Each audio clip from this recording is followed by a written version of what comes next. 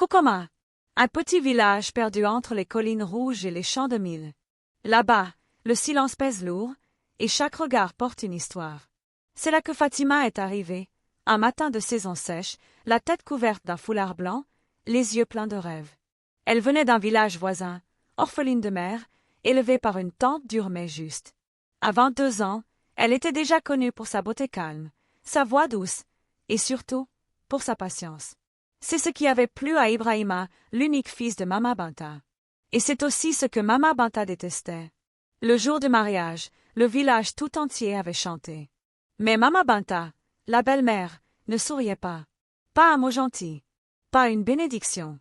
Elle s'était contentée de murmurer à l'oreille d'une vieille voisine. Ce genre de fille ne tient jamais longtemps. Trop calme, c'est mauvais signe. Dès les premières semaines dans la concession, Fatima a compris, elle n'était pas la bienvenue. La vieille ne lui adressait la parole que pour donner des ordres. Pas de remerciements, pas d'affection. Juste des reproches, des soupirs, des silences lourds comme des chaînes. Un jour, Fatima a oublié de balayer la cour à l'aube. La vieille a éclaté. « Chez vous, les femmes ne savent même pas se lever? Tu veux séduire mon fils par la paresse, c'est ça ?» Ibrahima tentait de calmer les tensions. Il disait « C'est le début. Maman s'adaptera. » Mais chaque mot de Fatima semblait être une offense. Même son silence était jugé. Les voisines observaient de loin. On entendait chuchoter au puits. « Elle ne tiendra pas. La dernière belle-fille de Mama Banta a fui en 3 mois. Celle-ci n'a même pas de famille pour la défendre. » Mais Fatima, elle, priait en silence. Elle se disait « Je vais tenir. Je vais me faire aimer. Un jour, elle verra que je suis une bonne femme. » Elle ignorait que dans l'ombre, Mama Banta nourrissait déjà un poison plus ancien que la haine, la jalousie d'une mère qui refuse de perdre son fils. 3 mois s'étaient écoulés.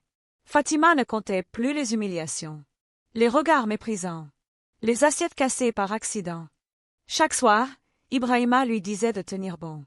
Mais lui aussi commençait à baisser les bras. Sa mère l'isolait, lui murmurait que Fatima était maudite, que depuis qu'elle était là, la pluie tardait, les chèvres avortaient. Fatima se taisait. Mais dans son silence, quelque chose grandissait. Un matin, alors qu'elle puisait de l'eau au puits, une faiblesse soudaine la fit tomber à genoux.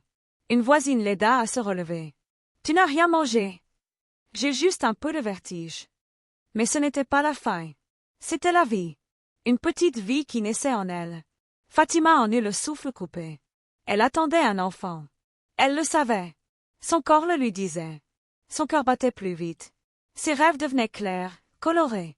Elle se voyait porter un bébé dans ses bras, un garçon au sourire de lune.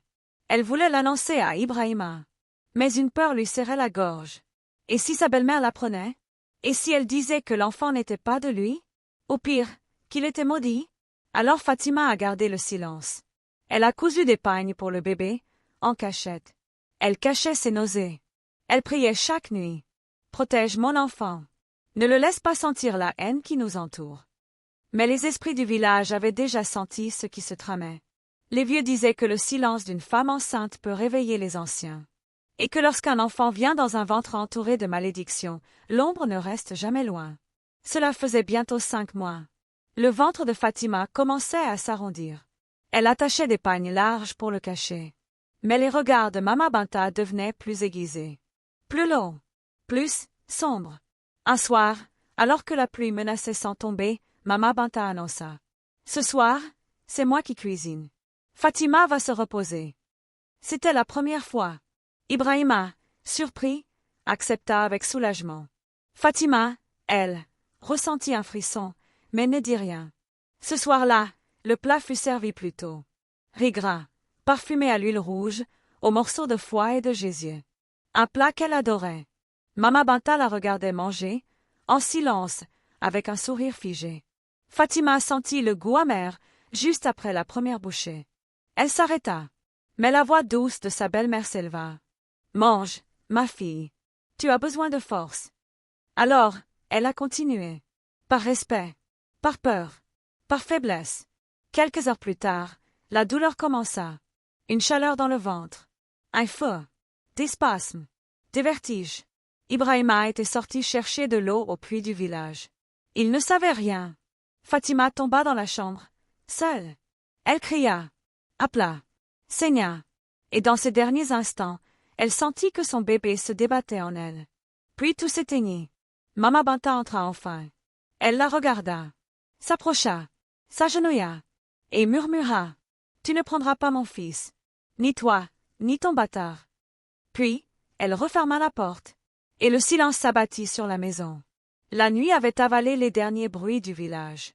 Pas de lamentation, pas de tambour funéraire, juste le frottement discret d'un sac, tiré dans la poussière. Le corps de Fatima, encore tiède, était enveloppé dans un pagne sale. Sa peau portait les traces de sang séché, ses mains serrées sur son ventre vide. Mama Banta avait tout prévu. Elle avait envoyé Ibrahima chez un parent, sous prétexte d'un mal urgent. Et dans l'ombre, elle avait fait venir un vieil homme, un féticheur à la barbe rousse, à la voix grave comme un puits. « Enterre-la là où l'herbe ne pousse plus, dit-il, et que personne ne prononce son nom. Sinon, elle reviendra. » Ils creusèrent derrière la colline, là où les chèvres n'allaient jamais. Là où les anciens disaient que les esprits hurlaient sous la terre. Pas de pierre tombale, pas de prière, juste un tas de sable. Un silence. Le lendemain, Mama Banta raconta au village. Fatima est partie. Elle m'a abandonné mon fils et s'est enfuie, peut-être avec un autre. Certains doutaient, mais personne n'osa parler, car tous savaient une chose.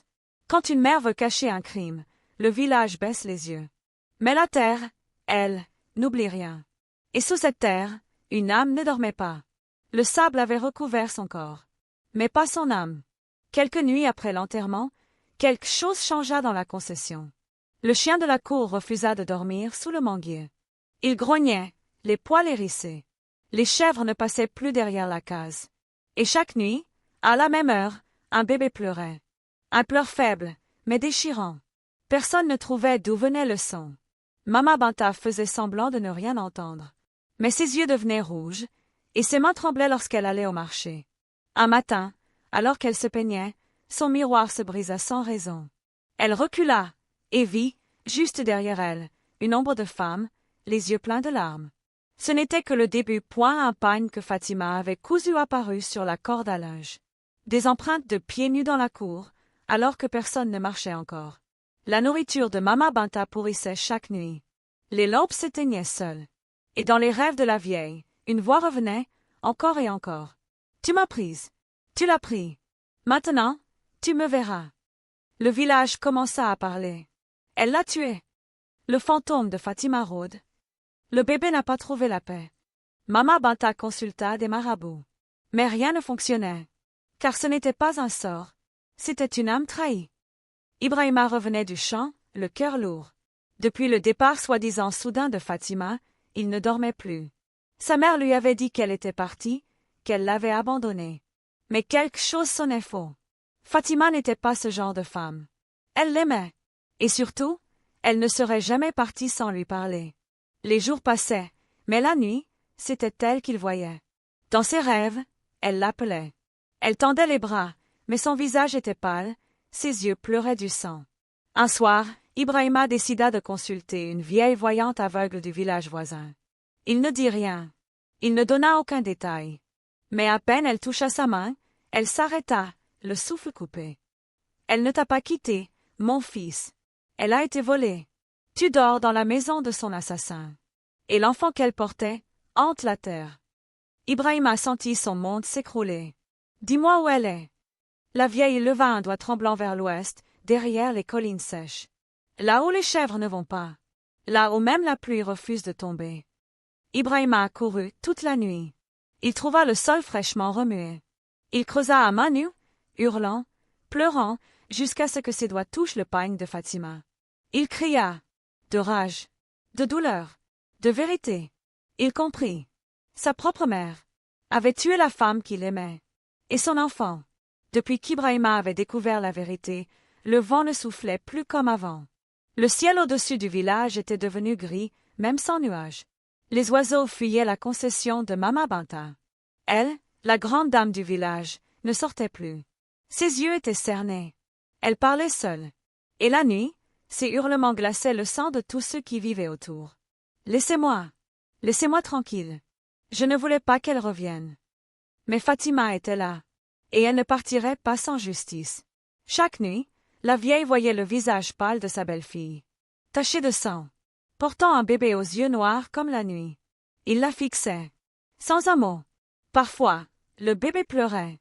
D'autres fois, il riait. Un rire froid. Les casseroles tombaient seules. Les chaises bougeaient. Les murs saignaient. Un matin, elle trouva des mots écrits avec de la cendre sur le mur de sa chambre. « Je suis là. Ton fils sait. Tu vas payer. » Mama Banta devint folle. Elle errait dans la cour en criant. « Je n'ai rien fait. Ce n'était qu'une fille. Elle ne valait rien. » Mais plus elle niait, plus les attaques devenaient violentes. Elle se réveillait le visage griffé. Son reflet dans les bassines ne lui montrait plus son visage, mais celui de Fatima, enceinte, en pleurs. Le village comprit. Personne ne parla. Mais tous savaient, la justice des morts est plus tenace que celle des vivants. Le village entier était figé. Plus personne ne parlait à Mama Banta. On disait qu'elle était maudite, possédée, poursuivie.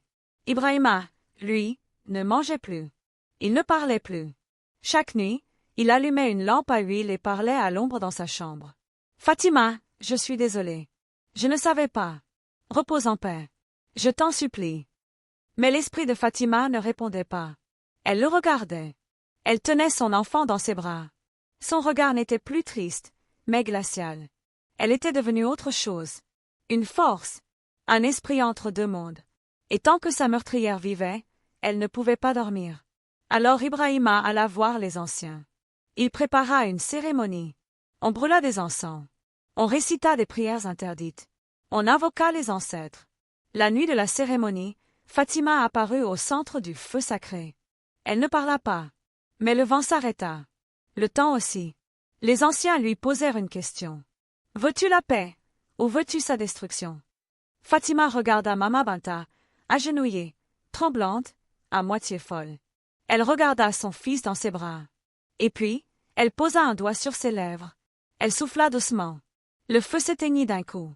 Et Fatima disparut dans un dernier murmure. Qu'elle vive avec ce qu'elle a fait, c'est pire que la mort. Depuis ce jour, Mama Banta erre dans le village. Muette, sale, sans mémoire. Les enfants courent loin d'elle. On l'appelle la mère des ombres. Quant à Ibrahima, il construit chaque jour une petite tombe au pied d'un baobab. Il y pose des fleurs. Il chante doucement. Et il dit « Repose en paix. Fatima, tu as eu justice.